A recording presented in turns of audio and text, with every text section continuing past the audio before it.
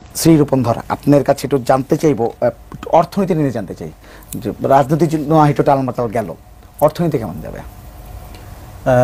যেহেতু বৃহস্পতি গ্রহটি অতিচারী হয়ে যাচ্ছে এবং এই বৃহস্পতি গ্রহের সাথে কিন্তু অর্থনীতির একটা রিলেশন রয়েছে, এই অর্থনীতিটাকে স্পেশালি বৃহস্পতি গ্রহ কিন্তু রিপ্রেজেন্ট করে থাকে। আর বৃহস্পতি যেহেতু অতিচারী হয়ে যাচ্ছে, সেই দৃষ্টিকোণ থেকে আমাদের বাংলাদেশের অর্থনীতির অবস্থা কিন্তু ততটা ভালো থাকবে না। যদিও আমাদের সরকার যারা রয়েছেন তারা চেষ্টা করবেন এই বিষয়টাকে নিয়ন্ত্রণে রাখার জন্যে, তথাপি ডলারের বিপরীতে আমাদের টাকার বা আমাদের মুদ্রার মান কিন্তু আরেকটু কমে যাবে।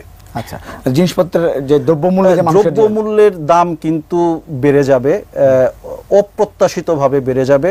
শত চেষ্টার পরেও কিন্তু সেই দ্রব্যমূল্যের যে ঊর্ধ্বগতি সেটাকে ঠেকিয়ে রাখা সম্ভব হবে না। আচ্ছা, অনেক কিছু হতে পারে 2025 সালে, খুবই মনে হচ্ছে 2025 সনটা কিন্তু একটা মানে ক্রুশাল টাইম গোটা ওয়ার্ল্ডের জন্য। যেমন এই যে অর্থনীতির বিষয়ে আমি যেমনটি বলছিলাম যে আমাদের দেশের অর্থনীতির ততটা ভালো থাকবে না, ঠিক বিশ্বের অনেক দেশের অর্থনীতিরই কিন্তু অধপতন হবে এই 2025 সালে। এবং ইউরোপেও আপনি দেখবেন নিত্য প্রয়োজনীয় দ্রব্যের দাম, খোদ আমেরিকাতেও নিত্য প্রয়োজনীয় দ্রব্যাদির দাম কিন্তু বৃদ্ধি পাবে, কিছুর দাম বেড়ে গেছে সবকিছু।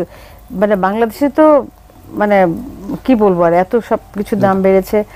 আমেরিকাতেও, সারা বিশ্বেই গোটা বিশ্বই একটা টালমাটাল অবস্থা। আচ্ছা, ভালো খবর যখন পাচ্ছি না, একটা গান শুনি।